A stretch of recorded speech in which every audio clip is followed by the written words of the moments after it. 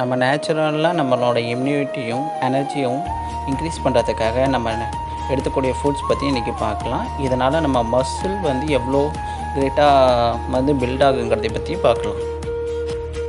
நம்ம கீரை வகைகள் அதிகமாக எடுத்துக்கணும். இதனால் நம்மளோட அயர்ன் லெவலும் விட்டமின் லெவலும் இன்னும் இன்க்ரீஸ் ஆகும். இதனால் நம்மளோட எனர்ஜி வந்து பூஸ்ட் ஆகி இம்யூனிட்டி லெவல் இன்னும் அதிகமாகும். நெக்ஸ்ட்டு நம்ம பாதாம் எடுத்துக்கணும். இதில் ஒரு ஹெல்த்தியான ஃபேக்ட்டும் இருக்குது, ப்ளஸ் வந்து ப்ரோட்டீனும் நம்ம உடம்புக்கு கொடுக்குது. இதனால் நம்ம ஸ்ட்ராங்காகவும் ஆக்டிவாகவும் செயல்படுறோம்.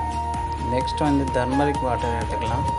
இது ஜெம்ஸ் கூட ஃபைட் பண்ணி நமக்குள்ளே இருக்கிற ஒரு இம்யூனிட்டி லெவலை அதிகரித்து நமக்குள்ளே இருக்கிற ட்ரைனஸை போக்கி ஒரு பவர்ஃபுல்லான ஆன்டி ஆக்சிடென்ட்ஸை நமக்குள்ளே ஏற்படுத்துது. ஹனி வந்து ஒரு நேச்சுரலான ஸ்வீட்டு.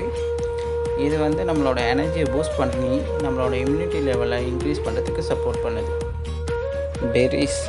பெர்ரிஸ் ஒரு ரிச்சான ஃப்ரூட். அதுவும் இல்லாமல் இதில் அதிகப்படியான விட்டமின்ஸ் இருக்குது.